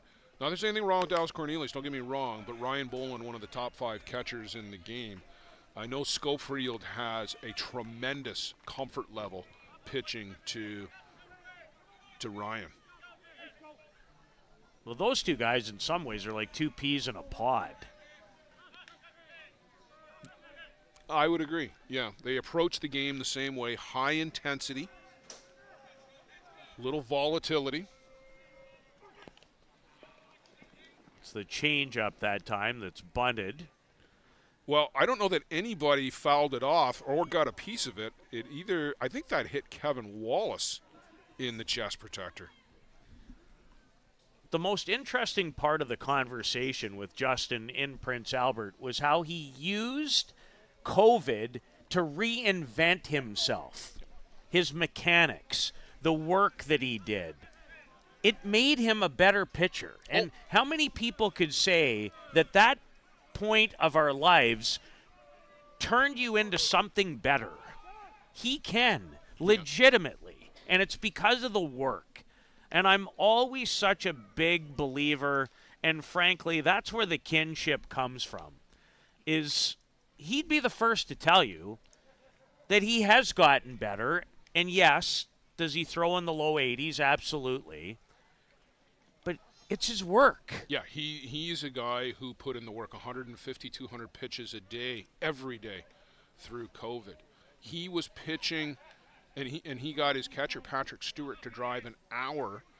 They were both driving an hour each way to meet in the middle in East Hants to throw 100 pitches a night, as this one is skied up to shallow right. Travis Jones, who came on defensively after Walsh got hit in the hand in the at-bat in the bottom of the previous inning. So it's Travis Jones out in right field now. He makes the grab. But that was in early October. And you know what the weather is like in Nova Scotia in early October. It's single digits Celsius. Most of the time, time, and they're out indeed. there throwing in the evening. And that was for Scofield to get ready to go down to New Zealand that year for the World Cup. That's the dedication that this guy brings. I've known Justin since 2012, and I know firsthand the work that he puts in and the dedication that he brings to his craft. Yeah, I'm a massive fan. And he's a hell of a nice guy, too. He's fabulous. Absolutely fabulous.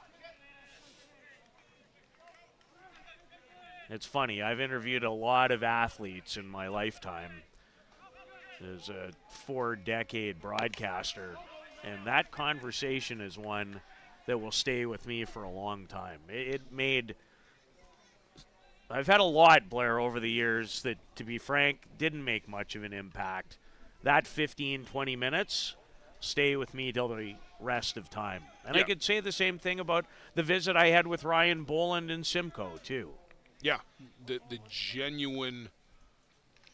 It's the love and the passion that both those guys have for this game and what it means to them and what they're all about. Big cut comes up empty. Braden Ducharme. Coming up, Toronto Batmen and Oma Tigre. Although it looks like the Batmen have changed their location to Tavistock. I'm sure that's just a Freudian slip by Coach Kevin Zare, who also coaches the Tavistock U23 team. That's funny.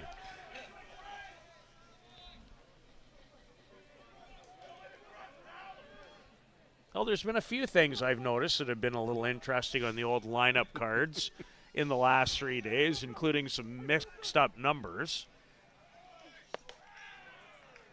Well, Kevin coaches the U23 Tavistock squad. They've been gold medal winners in U20 and in U23. Didn't get to the medal stand this year, but he's had some success. He coached the Toronto Batmen last year at the Canadiens and has come back into it due to some illnesses. And actually, we do want to wish Lee Jacques well. Unable to make it due to some health issues. As waving at that one is Ducharme. Brennan Ducharme. Scofield gives up the funny-looking single, but other than that is money in the bank for Bear Creek. We'll pick up the Toronto Batman Oma Tigre story on the other side, but the Scofield Admiration Society will continue too.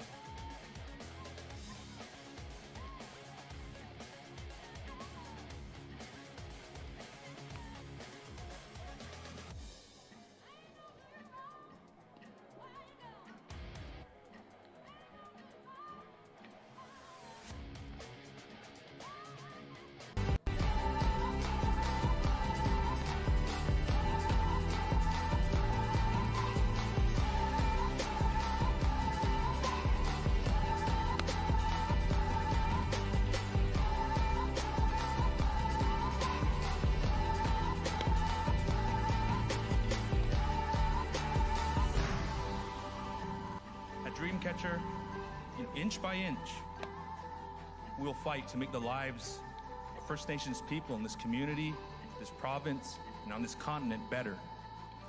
I know we have a long way to go, but I'm proud to say as long as our people have a need, Dreamcatcher will be there for them.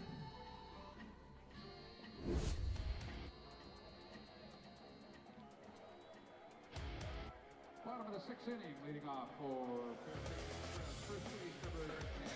Jason Hill's got an RBI double and a run scored in this one. Riley James, Jordan Pomeroy, 7-8-9 for Bear Creek. Bottom of the sixth inning, facing Julian Fernandez, first pitch swinging as he often does. Jason Hill, fly ball out to right field, and Brennan Ducharme will go get that one for the first out of the inning. Yeah, if you're going to find green in the outfield, it needs to be in a good spot. There is not anyone in left, center, or right who does not run well and cover a lot of ground, whether it's Yackel, Check, or Ducharme. Yeah, you're almost going to have to hit something on a line to get it past those guys. Anything up in the air, they're going to go track it down, unless it's out of the park, of course. Well, nobody was tracking down Travis Jones' blast a couple innings ago. Not unless you're Spider-Man. And he might not have got to it. That'd turn you into Peter Parker in a heartbeat. I had to use the web shooter, maybe. Very nice. Loved that as a kid.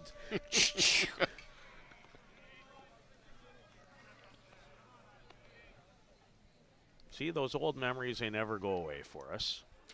There's a lot of scientific evidence, too, about how young, youthful memories stay with you. It's not by accident. You remember the good times, assuming they were good. You remember the bad times, too. But we're having a great time in this. And where would you rather be on a Monday afternoon? I wouldn't have too many other choices. I can honestly say that. Riley James down on strikes, that outside rise ball. Just to finish the starting pitchers for our next matchup, Toronto Batmen, Oma Tigre, Ryo Koyama from Japan, Tai Sebastian from Ontario. So Ty had 20 strikeouts in their opening game win, which is also quite interesting when you think about his last appearance in this facility, which was the championship game of the Canadian Senior Men's Championship. He had more than 20 strikeouts in that game in the 15-inning marathon win over Sean Cleary, who started this game today. It all goes full circle. You could argue that Sebastian picked right up where he left off. Literally. If he does it again, then that would be some story. He'll be moving out here. He and Patrick Burns on the offensive side. Yeah, Patrick certainly enjoys playing here too, doesn't he? Well, 2 more hits in that come-from-behind win earlier today against Grand Prairie, or against AWP for Grand Prairie. He was 15 for 20, Blair, in the Canadian last year. He's now 5 for 7 this week. Pomeroy to Hopper, out to Brent Meschke at second. Easy toss to first, and a 1-2-3 inning for Julian Fernandez. We'll go to the top of the 7th. Ostrander Norsemen need an epic comeback worthy of North's mythology.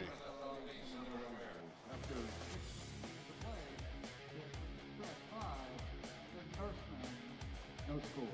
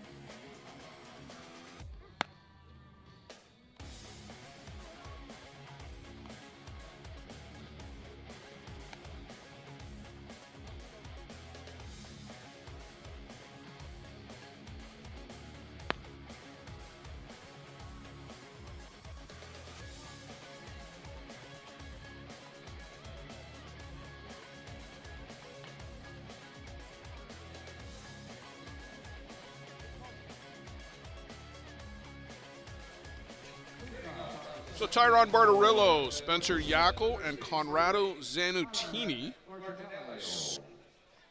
scheduled batters for the Ostrander Norsemen to face Justin Scofield on here for his second inning of relief. Just misses down low to Bartarillo.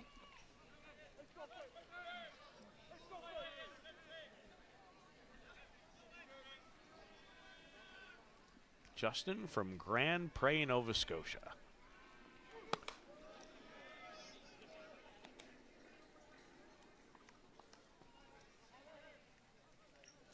Only threw 8 innings here last year, talking about not in here, but at this event.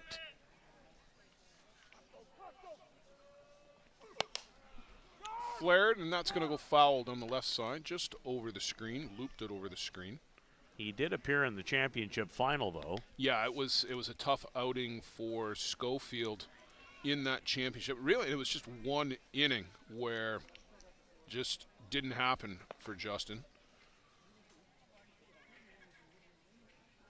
and maybe was in an inning earlier than expected.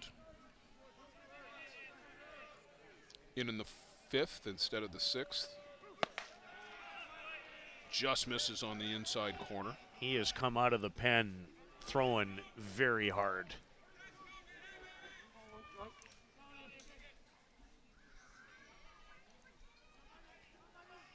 And it's a heavy ball, too. I've never batted against Scof, but I would imagine it'd be like hitting a shot put. They've actually made some contact. Nobody's gotten through one yet on them. But the one thing is, when you throw that hard, it has a chance to go a long way in the other direction if you get it.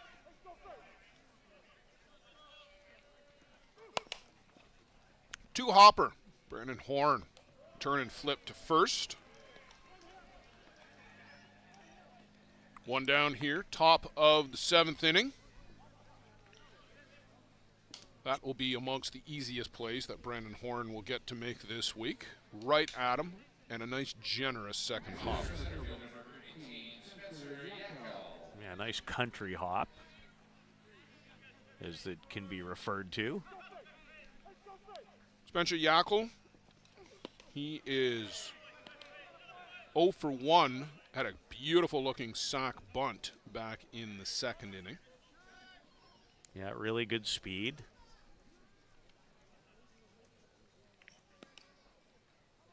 Had himself a quality ASA national tournament.